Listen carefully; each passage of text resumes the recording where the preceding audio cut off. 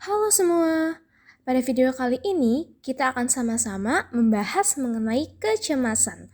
Tentu kita semua pernah mengalami perasaan cemas, entah pada saat kita harus mengikuti ujian, akan tampil di suatu panggung, atau kondisi lainnya.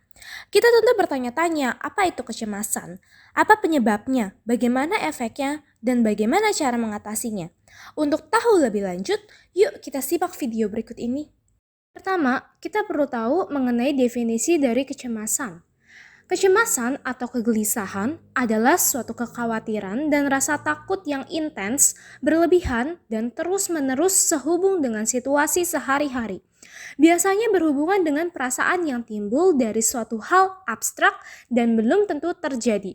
Lingkungan, perasaan yang ditekan, serta penyebab fisik juga bisa menimbulkan munculnya kecemasan. Kecemasan dapat dialami oleh hampir setiap orang. Perlu diketahui bahwa kecemasan merupakan reaksi normal terhadap situasi yang sangat menekan dalam kehidupan seseorang. Kecemasan bisa muncul sendiri atau bergabung dengan gejala-gejala lain dari berbagai gangguan emosi. Kecemasan akan menimbulkan hal-hal seperti jantung berdenyut kencang, nafas tersenggal-senggal, berkeringat, dan merasa lelah. Kecemasan sendiri disebabkan oleh beberapa hal. Penyebab yang pertama adalah lingkungan. Keadaan lingkungan di sekitar kita tentu mempengaruhi diri dan cara berpikir kita tentunya mengenai rasa aman. Ada beberapa hal dari lingkungan sekitar kita yang dapat menyebabkan kecemasan, seperti yang pertama, pengalaman tidak menyenangkan baik dari individu, sahabat, keluarga, rekan kerja, dan bahkan masyarakat. Yang kedua, keadaan rumah yang penuh dengan kondisi pertengkaran dan pertingkaian atau konflik karena kesalahpahaman, sehingga menyebabkan kondisi tidak nyaman. Ketiga, trauma yang berkepanjangan akibat kehilangan seseorang ataupun pengalaman buruk di masa lalu. Dan yang terakhir, melakukan perilaku yang buruk di tengah masyarakat sehingga menimbulkan penilaian buruk dari orang lain. Penyebab yang kedua adalah emosi yang tertekan. Emosi dalam diri kita memperingati bagaimana kita mampu menangani masalah yang kita hadapi. Jika kita mampu mengontrol emosi kita akan mampu menangani masalah dengan berpikir jernih dan penuh ketenangan. Sebaliknya, emosi yang ditekan dalam diri kita akan menimbulkan efek pada perasaan kita seperti rasa marah dan frustasi dalam jangka waktu yang lama. Emosi yang tertekan dikarenakan yang pertama, tidak mampu mengutarakan perasaannya karena adanya rasa takut, khawatir, ataupun malu. Yang kedua, merasa bersalah dan berdosa karena melakukan hal-hal yang bertentangan dengan hati nurani sehingga kita merasa diri kita tidak layak. Yang ketiga, emosi yang berlebihan seperti marah, dendam, atau sedih yang berkepanjangan. Penyebab yang terakhir adalah penyebab fisik. Kelemahan fisik dapat menimbulkan kelemahan mental suatu individu dan menimbulkan kecemasan. Keadaan tubuh atau fisik kita dapat berinteraksi dengan pikiran kita sehingga memicu timbulnya kecemasan. Hal ini biasanya disebabkan oleh yang pertama, mengalami sakit atau sakit keras. Seseorang akan rentan mengalami kecemasan tentunya saat dia juga merasakan rasa sakit yang terjadi pada kondisi fisiknya. Yang kedua, kehamilan. Bagi seorang ibu yang sedang mengandung, seiring dengan memperhatikan perubahan fisik dalam dirinya, cenderung mengalami kecemasan. Dan yang terakhir, pemulihan dari suatu penyakit. Tentunya akan mempengaruhi perubahan-perubahan perasaan yang lazim dan seringkali turut menimbulkan kecemasan. Mengalami perasaan cemas tentunya akan menimbulkan berbagai macam efek. Efek yang pertama adalah kecenderungan untuk membatasi diri dengan orang lain. Perasaan cemas membuat orang minder terhadap orang lain sehingga cenderung menjauh dari lingkungan sekitar. Efek yang kedua, gangguan tidur. Ketika kita merasa cemas, kita akan cenderung memikirkan banyak hal, bahkan sampai terbawa mimpi yang pada akhirnya akan mengganggu tidur kita. Efek yang ketiga adalah sulit untuk berkonsentrasi. Cemas membuat kita memikirkan banyak hal, bahkan hal-hal yang tidak masuk akal sekalipun, sehingga kita akan sulit untuk berkonsentrasi. Yang keempat, mood swing. Saat kita merasa cemas, maka kita akan cenderung mudah marah, sedih, dan lebih sensitif akan suatu hal. Bahkan hal sekecil apapun akan mengganggu mood kita. Efek yang kelima adalah menimbulkan rasa takut. Saat seseorang sedang dipengaruhi oleh pikirannya, maka menimbulkan rasa takut terhadap dirinya. Misalnya, takut melakukan hal tertentu, takut masa depan, takut harapannya tidak terpenuhi, dan sebagainya. Dan yang terakhir adalah membuat planning. Tidak hanya dampak negatif yang dirasakan atau yang ditemui dalam rasa cemas. Orang yang cemas adalah orang yang memikirkan kemungkinan-kemungkinan yang akan terjadi di masa depan. Untuk itu, ia akan cenderung membuat planning yang direncanakan dengan semaksimal mungkin. Dalam mengatasi rasa cemas, dapat kita temukan mengenai mekanisme pertahanan diri. Mekanisme pertahanan adalah suatu proses tak sadar yang melindungi seseorang dari kecemasan melalui memutarbalikkan fakta atau kenyataan. Fred mengemukakan istilah mekanisme pertahanan. Mekanisme pertahanan ini ditujukan sebagai proses tak sadar yang melindungi seseorang dari kecemasan melalui memutarbalikkan fakta atau kenyataan. Strategi-strategi ini tidak menunjukkan kondisi objektif bahaya dan hanya mengubah cara orang mempersepsikan atau memikirkan masalah tersebut. Jadi dapat dikatakan bahwa mekanisme pertahanan ini ditujukan untuk penipuan diri.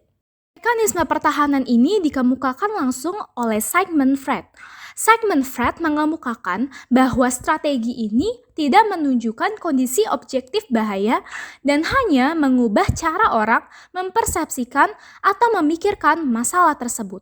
Jadi dapat dikatakan bahwa mekanisme pertahanan ini bertujuan untuk penipuan diri. Terdapat beberapa hal yang perlu diperhatikan saat kita membicarakan mekanisme pertahanan. Hal yang pertama, bahwa mekanisme pertahanan merupakan konstruksi hipotesis yang disimpulkan dari pengamatan terhadap cara orang berperilaku. Yang kedua, pemberian label terhadap perilaku seseorang, misalnya sebagai proyeksi pengalihan atau pembentukan reaksi. Bila memberikan deskripsi yang berguna, tetapi label tersebut tidak menjelaskan perilaku. Yang ketiga, bila digunakan secara terbatas, mekanisme pertahanan akan membantu kita mengatasi masalah sampai kita mampu menghadapi situasi yang menekan secara lebih baik daripada menghadapinya. Ada beberapa bentuk mekanisme pertahanan diri. Bentuk yang pertama adalah penolakan atau denial. Yang kedua, penekanan atau represi. Ketiga, rasionalisasi. Keempat, pembentukan reaksi. Kelima, proyeksi. Keenam, intelektualisasi. Yang ketujuh, pengalihan atau displacement. Dan yang terakhir, mekanisme bela diri dan penyesuaian. Bentuk mekanisme pertahanan diri ini dikemukakan langsung oleh Freud, yaitu yang pertama, penolakan atau denial. Pada saat kenyataan eksternal terlalu menyakitkan untuk dihadapi, seseorang cenderung untuk mengingkari kenyataan tersebut. Pengingkaran inilah yang disebut dengan penolakan atau denial. Yang kedua, penekanan atau represi. Pengingkaran atas kenyataan adalah pembelaan diri terhadap ancaman eksternal, tetapi represi adalah pembelaan diri terhadap ancaman internal.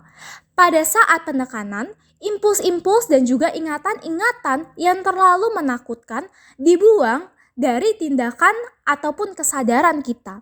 Freud menganggap bahwa penekanan-penekanan impuls tertentu pada masa anak-anak merupakan hal yang universal. Ketiga adalah rasionalisasi. Rasionalisasi adalah penentuan motif yang masuk akal atau layak secara sosial, sehingga kita bertindak sesuai akal pikiran kita. Tujuannya yang pertama, untuk mengurangi kekecewaan saat mengalami kegagalan, dan yang kedua, untuk memberikan motif yang layak untuk tindakan kita. Yang keempat adalah pembentukan reaksi.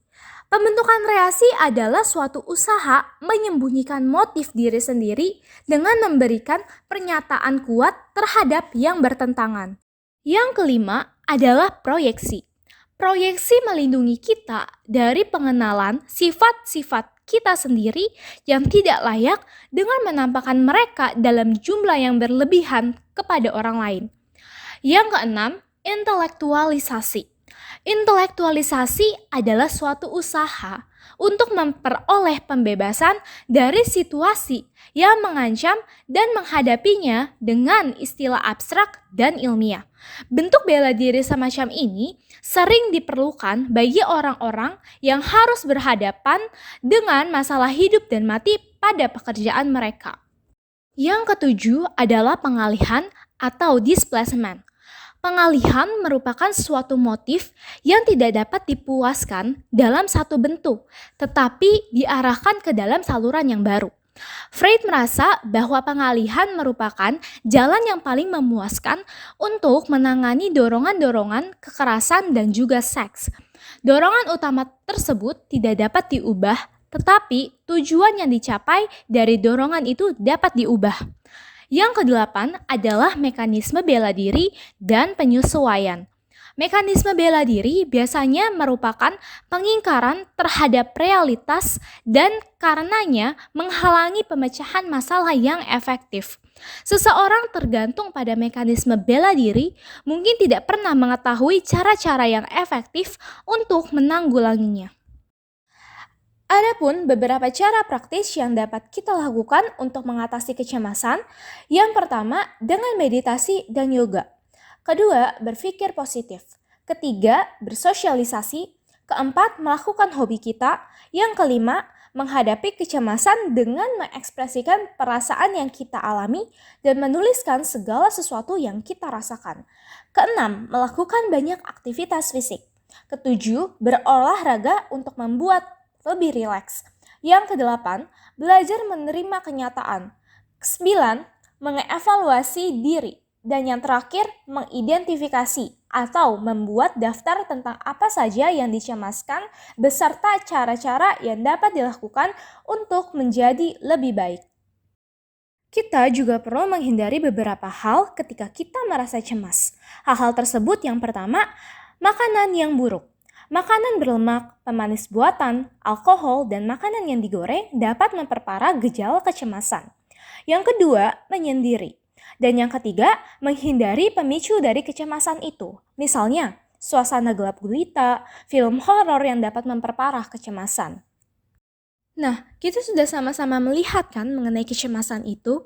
Kecemasan tentu saja suatu hal yang wajar, tapi akan berbahaya jika perasaan cemas yang kita rasakan berlebihan. Perasaan cemas yang kita rasakan turut dipengaruhi oleh pikiran kita. Kita tidak bisa mengontrolnya, tapi kita bisa menghentikan pikiran itu mengontrol diri kita. You don't have to control your thoughts, you just have to stop letting them control you.